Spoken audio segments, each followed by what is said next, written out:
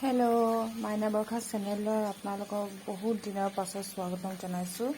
বহুত দিন মই ভিডিঅ' বা ব্লগছ বনোৱা নাই। আজি ভাবিছোঁ তাকে বনাওঁ, মাছকে বনাওঁ আজি। মাছখিনি মই প্ৰথমতে ফ্ৰাই কৰি লৈছোঁ।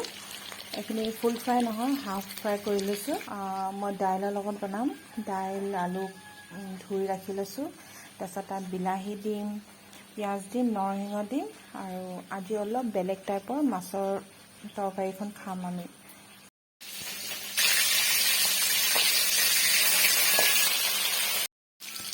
মাছখিনি ফ্ৰাই কৰা টাইমত সাৱধান হ'ব, কাৰণ বহুত ফুটে। মোৰ গাত গোটেই তেল চিকুটি পৰি গৈছে।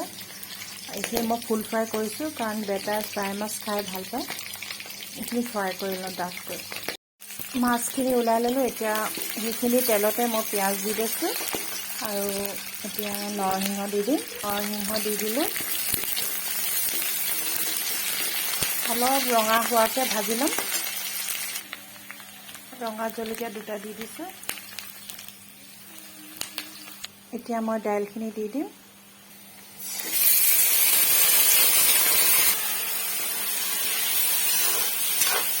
মই কেইবাদিনো ভিডিঅ' এনেকৈ খোৱাৰ ভিডিঅ' বনোৱা নাছিলোঁ, আৰু মোৰ ফ্ৰেণ্ডছবোৰ কৈ থাকে বাৰু ব্লগ বনাবা, আৰু সেইকাৰণে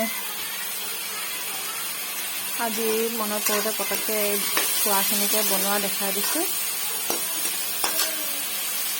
নিমখ দি ল'ম, অলপ হালধি,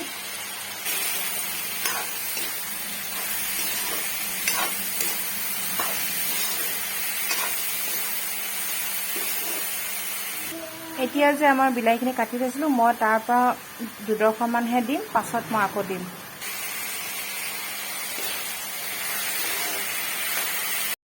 কেৰাহীখন চেঞ্জ কৰি দিলোঁ, কাৰণ সেইখন বৰ ডাঠ। এইখিনি দাইলখিনি সিজিবলৈ কাৰণে অলপ সময় লাগিব।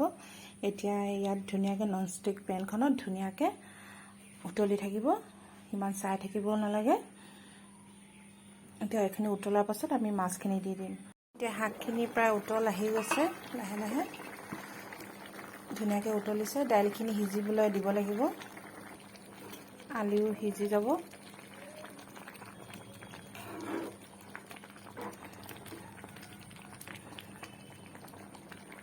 আপোনালোকে এনেকৈ ধনিয়া গিলাচত পানীত তিয়াই ৰাখেনে? মই এনেকৈ থৈছোঁ, 2দিনমান ভালে থাকে, তাৰপিছত অলপ গেলি যাব। ইয়াৰ পৰা এতিয়া ধনিয়া লৈ ল'ম।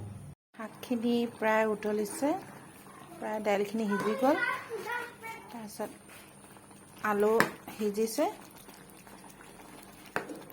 আলু প্ৰায় সিজিছে।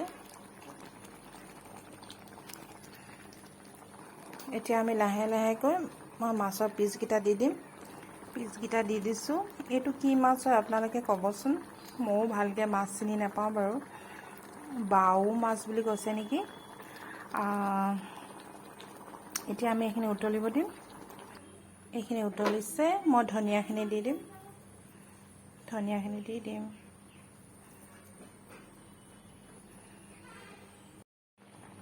ধনিয়া এতিয়া প্ৰায় হৈ গৈছে, মই গেছটো বন্ধ কৰি দিম। এই আমাৰ শাক হৈ গ'ল, আৰু ভাত বাঢ়ি দিলোঁ। এইখিনি লোকেল চিকেনে আছিলে, মই পূৰা চচ দি কিনে গ্ৰেভিকৈ বনাইছোঁ, আৰু ঘৰৰ চাউল, আৰু এইফালে চালাড। আপোনালোকেও বনাবচোন, দাইলৰ লগতে আলু বিলাহী দি কেনে মাছৰ জোল, খুব ভাল লাগিব। আজিলৈ আহোঁ, ধন্যবাদ।